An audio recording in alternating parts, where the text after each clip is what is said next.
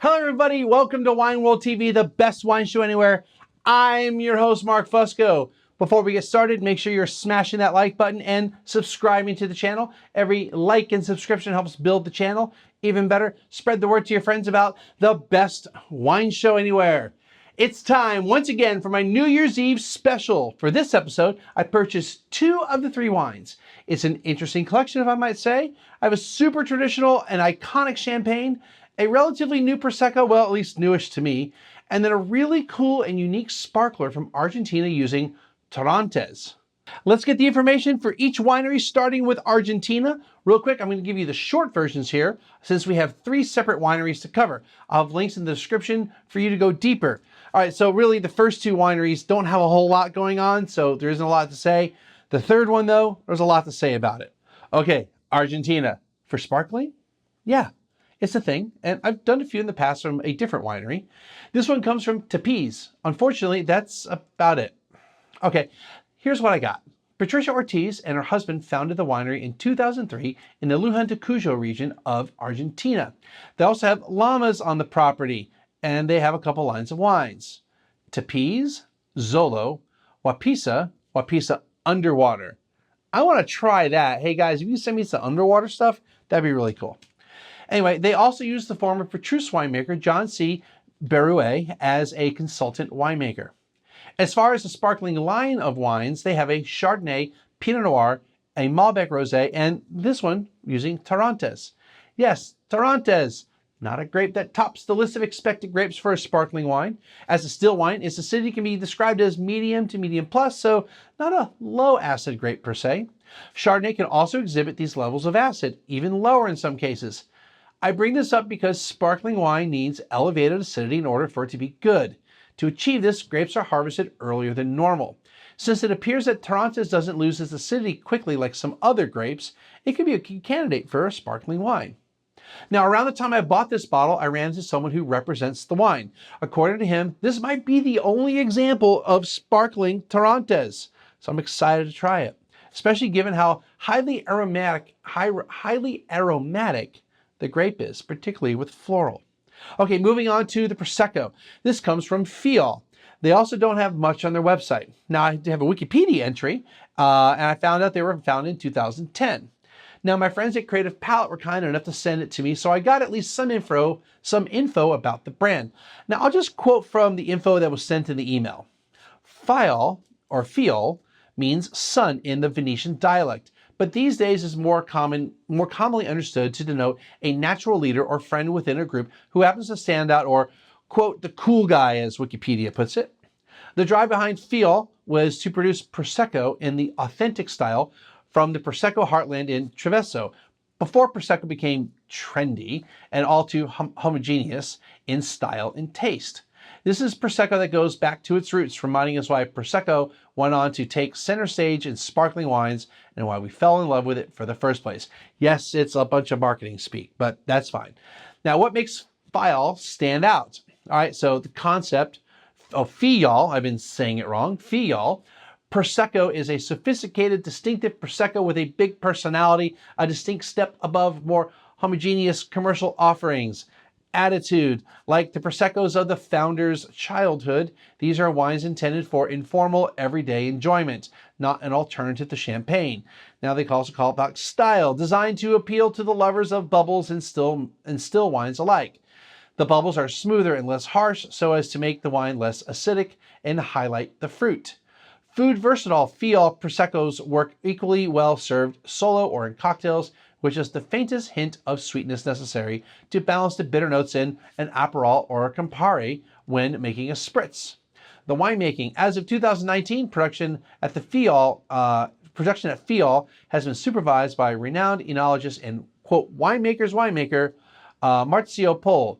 In the course of his career, Pol has overseen close to 50 harvests amassed over 30 years consulting experience advising some of Italy's most prestigious wineries. They talk about access. With their deep roots in the community and unrivaled local knowledge, the team has access to the best growers. Fruit is selected from about 2,300, not a typo, farmers, accounting for a combined 6,000 hectares, upwards of about 14,800 acres, of vineyards and terroirs to achieve the perfect blend. They talk about design. The striking Fiol label, named, quote, the coolest wine label in the world by Forbes in 2015, and designed by Fiol co-founder Gianluca Passi, features 5 vertical lines, both a stylized nod to the poles used to support the vines and a reference to tradition and modernity. All right, lastly, we have one of the most classic, iconic champagnes, Veuve Clicquot. That's actually how it's pronounced, Veuve, not Veuve. I flip between the two. I originally learned it as Veuve, since that's how most Americans pronounce it. Hell, most industry people pronounce it that way. Anyway, Veuve is French for widow, and there is an actual widow involved here. Not all wines with the Veuve name are associated with an actual widow. The widow in question, Barbe Nicole Ponsardin, aka Madame Clicquot Ponsardin. Born in 1777, in 1798 she married Francois Clicquot. In 1805 he dies, leaving his company to his wife at the age of 27. Francois's company was involved in banking, wool trading, and champagne production. She concentrated solely on producing wine, and with the help of her father-in-law, Philippe Clicquot, now he was the original founder of the Champagne House in 1772, that business thrived under her. Barbe Nicole was instrumental in 3 aspects of winemaking for champagne: riddling, vintage champagne, and blended rosé champagne. Because of these, she's considered the Grande Dame of Champagne. And coincidentally enough, their tête de cuvée is called Grande Dame. Now let's talk about these 3 innovations. First, let's talk real quick. You have a woman who was recently widowed at the age of, 27? And she took over a business in France, and Napoleonic law stated that any male heirs should have gotten the business anyway, but she had to fight for it. Okay, so first we have a woman in the late 1700s that's early 1800s that is suing to keep control of a company, and she basically makes it one of the most iconic champagne houses, or what she does gets it set up to become one of the most iconic champagne houses of all time. How cool is that? All right, first, vintage champagne. Up until then, vintage champagne wasn't a thing. Well, as far as anyone can tell. Champagne had always been a blend of several vintages. This is the most common champagne today. Non-vintage champagne is comprised of at least 2 vintages. Oftentimes, it'll be mostly the recent vintage with 10 to 15% added from the previous 2 or 3 years. In some years, it'll be the same vintage, but released too early to be called vintage champagne. However, a maximum of 80% of a year's harvest may be sold as vintage champagne. In other words, you must keep at least 20% in, quote, reserve to be used in non-vintage blends. This is per producer and not just a general appellation thing. And they must also be aged at least 15 months. For vintage champagne, a wine must be 100% from a single vintage. It must be aged at least 36 months. While you can find vintage champagne that is 3 years old, it's usually much older, regardless if it's the regular vintage or a Champagne House's Tête or Prestige cuvée. However, those higher-end cuvées will usually be aged longer. Many of the Prestige cuvées I've seen on the market are at least 10 years old, and regular vintage being closer to about 6. So vintage champagne requires the producers to sit on their inventory. Now, this isn't a new thing in the wine world. Many red wines age at least a year or 2. Some must be aged longer. But with the way champagne is produced versus a still wine, I'll cover that in a second. If you're sitting on unsold inventory for 3, 4, 5, 6, 10 plus years, then that's a lot of money tied up. Granted, once you get to the point that you're selling your stock, it should level out, I guess, but you're still sitting on a ton of cash. Now, let's talk, so I make sure everything's recording. Yes, it is. Whew. Now, let's talk about the reason that, they keep the reserve wine. For couple centuries now that Champagne's been making wine, especially as in the sparkling version. Champagne's climate has been really marginal. We're around the 50th parallel, and that's kind of the northern limit to make wine, or the southern limit in the southern hemisphere, but there really isn't any land south of the 50th parallel. Off the top of my head, there really isn't, at least not agricultural land. So when you get that far north, the weather isn't so great, and the grapes have a hard time ripening. So they harvest later and later and later to try to get that full phenolic ripeness. Well, they harvest early because high acid is what you need for sparkling wine.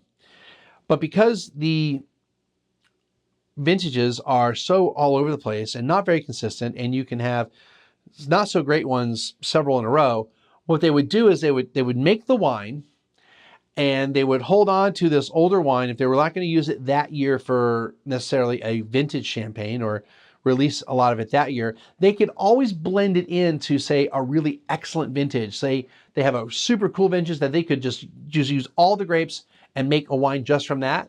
Well, in order to spread things out over each year to put something out, they blend in this reserve wine, okay? So that's why they do this. It also, in general, creates a house style. So from year to year, a non-vintage champagne, or truly a multi-vintage champagne, should have a similarity of flavor or taste from year to year to year. All right, next, let's cover blended rosé. So there are 3 ways to make a rosé wine. Short skin contact to get the color, and then the must is discarded in one way. The Saignée method is another. This is where you do the normal red winemaking, but once you start getting the right color, you bleed, Saignée, off the rosé portion. Now you're left with 2 wines, a rosé and a more concentrated red wine. Now, the Champagne region isn't known for its still red wines. They exist, but back in the day especially, the red wine from the region was pretty harsh due to how cold it was compared to today. The third way is to add a splash of red wine to a white to create a rosé. This and the Saignée method are the only 2 methods that are approved to make rosé champagne. The resultant red wine from the Saignée method can be held back for blending into rosé, be sold on its own, or sold for other purposes. Now, with that said, from what I can tell, most of the red grapes are not made into a red wine, but made into a white wine. Most champagne is a blend of red and white grapes, but is a white wine. Rosé champagne actually is kind of rare, or not as common. Now, Madame Clicquot decided to blend to make a rosé. Originally, a rosé colored champagne was made by combining the white wine with elderflower and black or red grapes. Not a red wine, grapes. At least that's how I read it. So this blending was a big deal when she did it. Then there's riddling. And we're not talking about the Riddler from Batman. We're talking about, we're talking about something else. Now, this was a big innovation at the time. By its very nature, champagne was a cloudy wine. So champagne gets its bubbles from a second fermentation in the bottle. This requires the addition of what is known as tirage, or a mixture of wine, sugar, and yeast. The wine is usually a small amount held back, but not aged. This tirage creates a second fermentation in the bottle. The yeast that was part of it will eventually create lees or sediment. After this tirage is added, after about 6 weeks, the second fermentation will be completed. Now, Madame Clicquot wanted a clear wine, and to get that clear wine back then involved a complicated process as far as like from just one fermentation, or they bottled it and then they would put it in the bottle and it would finish fermentation, and it was a complicated process to kind of filter it out. But she figured out if the wine bottle was upside down, or en point, like the ballet term, that would be a good idea. So those dead yeast cells, or lees as they knew them, would collect in the neck of the bottle. All you had to do was quickly tilt the bottle just enough when removing the cork. Not sure if they used crown caps back then.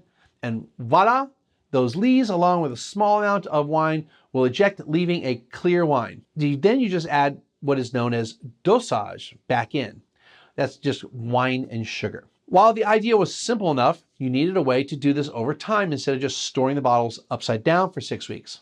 So a riddling rack was created where every so many days, each bottle is turned a few degrees with a quick motion and then angled slightly more to the floor until the bottle points down. It was and still is at some houses a person's job to do this all day, every day. We now have more automated ways to do this, but this innovation allowed clear champagne. Okay, great. So by now I'm sure you're wondering why I have this metal box and the shape of a sign with San Antonio on it. Well, Veuve Clicquot usually puts out a special holiday packaging each year. One of the tins, as they called it, is shaped like this. However, the cities on them are usually more international cities. So on the back here, it tells me what they normally are. There's a ton. I'll just read a few. Say Buenos Aires, Amsterdam, Hawaii, Istanbul, Kyoto, Las Vegas, Miami, New York, yada, yada, yada, yada, yada. So they have a bunch of them, and I'll do this so you can see here all the signs. And that's typically, now, how many make this to the market? I don't know. Not all of them. I've never seen like more than like 4 or 5 different ones when they get to the market. A local small chain of boutique grocery stores in Texas contracted with the winery to create custom signs for their 30th anniversary a few months ago. So I was able to snag one of these before they sold out. The other cities are Houston, Austin, and others in Dallas-Fort Worth area. I believe the Dallas-Fort Worth stores had like their, I think the Austin stores had their name of their store, like how the store is called by the company, not just Dallas or Austin. So I think they were more specific. Just Houston has one store and San Antonio only has one location. All right. Anyway, enough of that. These are pretty rare, honestly. Now, the San Antonio people told me that only 40 of these were made. If you're seeing Veuve out now, you'll see a fridge. It's like a fridge or a cooler that has the Veuve branding on it, an ice jacket, and then there's a puffy jacket. Yeah, a puffy jacket. Now, the last two can keep wine cold. I guess the fridge and this tin can do the same. Now, say what you want about the brand. Yeah, it's owned by a huge multinational conglomerate, and they market the hell out of it. As you can see, it's still champagne. And while I know many in the industry love to rag on it, along with many other large brands, champagne or not, without Madame Clicquot, we probably wouldn't be exactly where we are now. Or at least the changes would not have happened until much later. And one last thing, let's talk levels of sweetness. There are several levels of sweetness for sparkling wine. Now, after many years of conflicting standards in the EU and really the world, they decided to use the gold standard, champagne. Most other countries around the world have either officially adopted the same, or the producers just go ahead and follow the champagne standard. Besides that, if you are going to sell your sparkling wine in the EU or anywhere else outside of your own country, you have to adhere to the labeling laws of the EU or the United States. Okay, so here are the sparkling wine sweetness levels. Brut Nature or Brut Zero is 0 to 3 grams per liter of residual sugar. Extra Brut is 0 to 6 grams per liter. Brut is 0 to 12 grams per liter. Then we go to Extra Dry, which is 12 to 17 grams per liter. Dry is 17 to 32 grams per liter. Demi-sec is 32 to 50 grams per liter. And Doux is 50 plus grams per liter. The vast majority of sparkling wine falls under the Brut category. While you will see Extra Brut and Brut Nature out there, Brut is by far the most common. After that, you'll see some Extra Dry, the occasional Demi-sec.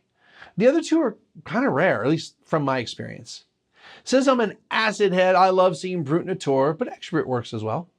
Okay, enough talk. Let's get the stats for these wines. First up, the non-vintage Tapiz Sparkling Torrontés. Normal retail $23.95. I paid $16.95 for it. It is from Mendoza, from the vineyards on the El Jarial estate. The altitude is 3,444 feet or 1,050 meters. It is 100% Torrontés. It uses the traditional method or the Champenois method. It is Extra Brut, and they have it listed as 10 grams per liter. Aging 10 months on the lees. The ABV is 13%. The acidity is 6.0 grams per liter, and the pH is 3.25. Second, we have the non-vintage Fiol Prosecco Extra Dry. The suggested retail price is $19. It is a Prosecco DOC. The vineyards are in the Treviso province. It is 100% Glera, which is the name of the grape for Prosecco. It uses the Méthode Charmat, which is the tank method, and that's how pretty much all Prosecco is made. It is extra dry at 16 grams per liter. Its pressure is 5 bars. Aging is 40 days in tank, and the ABV is 11%. Now, my email said that 30 days is the minimum aging in tank for the DOC regulations, but I can't find any aging requirement for white, just rosé in the official document. Plus, nowhere else I checked had anything about aging. Finally, the non-vintage Veuve Clicquot Yellow Label Brut Gift Tin. I paid $69.95 for it. Of course, the Champagne DOC, the grapes.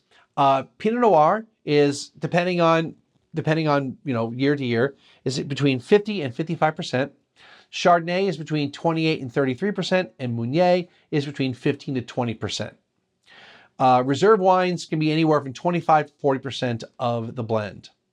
It is Brut, or 10 grams per liter, aging 36 months minimum, which is the minimum by law. The minimum by law is 15. So it's aged for 36 months minimum, but since it's a blend of vintages, you couldn't call it vintage. The ABV is 12.5%. The aging potential is 3 years. All right, let's get into the wines. I am so excited to do these things. All right. I'm going to talk real quick about glasses. So you can see I have my usual, whoops. These aren't perfectly ice cold, which is fine for evaluation purposes. I have my usual wine folly glasses. And several months ago, one of my glasses, I had a set of 6. One of my glasses broke. And so I needed to replace it. And for whatever reason, I bought 2 glasses instead of 1. I think it was one of those things where it was a deal or there was something special going on. So it made sense to buy 2 glasses instead of only 1 to replace the 1. And today, which is the 13th of December, I finally opened up the box, and to my disappointment, and I'm not sure exactly what the reasoning was, what happened, those 2 glasses do not have the Wine Folly branding, nor the 2 little lines that give you tell you your milliliters, the 75 and the 150. Now, you cannot buy these wines any longer on their website. Like the actual web page for the glasses is gone. It just says, no longer, product no longer available. So I'm kind of wondering if they just had some just leftover glasses. And these are Gabriel glasses. I wonder if they just had some extras left over and they were just selling whatever they had left over. Anyway, I was a little disappointed because not that I need those lines, but I actually use them on my show. It's one of the reasons why I bought them almost 7 years ago. Well, 7 years ago now. One of the reasons why I bought them. And Wine Folly, I really like what Madeline Puckett does, and I think she's a badass, and she has a great team. Oh, FYI, yes, in a court Master Sommelier's exam, you're supposed to use your wine key blade to open up. Ooh, that was ready to go. Okay, I hope you're ready. Anyway, I was so disappointed, but since you can't get any more off of the website, my guess is it was just they were just finishing up whatever stock they had. But the point is that, these glasses, they didn't go up dramatically in price since the first time I bought them, but they're not inexpensive glasses by any means. And to not have the etching on it, whatever. Does it affect the glass? No, it doesn't. But I was just kind of disappointed. All right, so first, Torrontés. Never had one before. Super excited about it. All the color they're pretty close to color. This is the lightest. Prosecco tends to also be kind of the lightest of sparkling wines. This also tends to be, well, Pinot Grigio tends to be one of the lightest of just wines, period. But Prosecco, a lot of times, tends to be really light. Lots of bubbles going on in there. And then if you haven't watched my shows in the past, well, first of all, I bought these glasses so I had nice looking glasses, and I always evaluate my wines out of these glasses, regardless of the type of wine. And I tend to drink wine out of these glasses, even sparkling wine. The reason you want glasses like this is, or wider glasses than little flutes, is you get better aromatics. A flute, you get no aromatics. It's really hard to smell the wine. So these allow more aromatics to happen. Do you need really wide burgundy bowls? No, you don't need that. And there are some kind of flutes, tulips, or whatever you want to call it, that are kind of angled a little bit, and they're supposed to help concentrate the aromas up at the top. I don't really use them, but they're fine if you have those. Just don't use just a straight flute, the really narrow stuff. Okay, so yeah, I definitely get that floral, kind of that, I want to say, the top of my mind said hyacinth, more like gardenia, orange blossom. Yeah, I actually get some orange, not just orange blossom, but orange. I get a little, I'll take a little pool toy on this. Kind of different. Yeah, but I get that lees, and it was 15 months, no, 10 months. I get a little bit of that kind of, not quite brioche type of thing, but you kind of get that, I don't know, it just smells like lees. A little bit like beer. A little bit like beer. That's one of the things that lees can do. It can make it smell like beer or stale beer or beer. I get a touch of that. Maybe some apple, maybe some pear. I know apple, pear are always there, you know, blah, blah, blah. But it's not as aromatic, especially in the florals, that I was hoping it was going to be. All right, let's give it a shot. Okay. Acidity's really good. A lot of orange. I know I mentioned pool toy, but honestly, it kind of reminds me of a beach. Not that it's salinity, but yeah. And I do get the flowers. I think what it is, I think the floral notes are what I'm translating into pool toy. But yes, there's a lots of florality to the wine. Good mousse, really, really kind of rich and lush. Orange, apples, green apples. Not much else as far as fruits going on. It is super delicious though. I just realized I normally would have poured this order to match the bottles, but I did a mirror image. It's good. It's good. It's good wine, like under 20 bucks. I really like it. It's really interesting. It's different for sure than some other stuff. Let's do the Prosecco. One of the things you'll notice with glasses like this is that you don't, I mean, there's bubbles you can see. The champagne is still going pretty crazy, honestly. But because it's such a wide thing, the bubbles, you know, aren't as prominent with the flute. The flute makes it look pretty. That's really the only reason to use a flute. It's pretty neutral. I mean, I get kind of a bit of lees.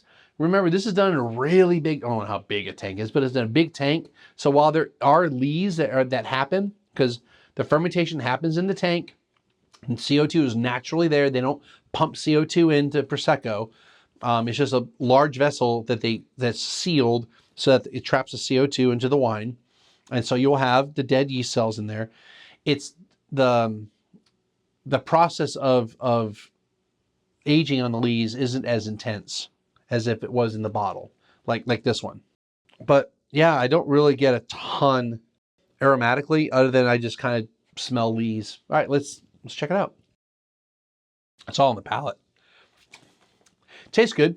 So 16 grams per liter. So it's not dry. It's, you know, that extra dry range, almost at the very top of it. A lot of Prosecco traditionally was up to about 15 grams per liter. And their Brut was 15 grams per liter. And a lot of Prosecco is like this, slightly above that. So that's why people have a perception that Prosecco is sweet. a lot of Prosecco I see in the market is listed as Brut rather than extra dry. But this is good. And that extra sweetness really balances things out. I mean, the acidity's really high. Like, my mouth is super watering. There's this really, really like green apple, almost like that hard candy stuff. Now I can't think of the brand of the hard candy, or more the sticks, not like the little, well, either like the little tiny like things of candy or the long sticks. That kind of green apple. Besides the fact that it's kind of sweet, but even that green apple stuff was kind of also tart. You know, this green apple kind of has that tartness, a sweet tart thing. It's very much like that. And I feel like there's also like a little bit of orange and tangerine coming out of this. It tastes good. It tastes really good. That sugar really, really helps improve things. All right, let's do the champagne. I'm probably not spitting this one. Well, I still have my Christmas. I'm doing New Year's first, then Christmas. So I don't know what the Christmas wines are like yet. They're over there, just so you know. All right, so aromatically, you've got the 36 months of aging, which, like I said, a lot of non-vintage champagnes, a lot of vintage champagnes are aged, extended aging. Non-vintage, I don't know exactly how many of the houses release right at the 18 months, whatever it is for non-vintage, or they wait, 2-3 years like they do at Veuve. But yeah, you can smell kind of that brioche, that pastry shop type of thing. Green apple, but green apple, not like green apple candy, like green apple. A little bit of white flowers. I feel like you have a little peach on it too. But there's also like a good complexity of things going on. It's champagne. Like if I was having a blind of this, I would identify it as champagne. And this is going to be one of my points about Veuve. Listen, if you like Veuve, absolutely drink it. I think Veuve is wonderful. I like it.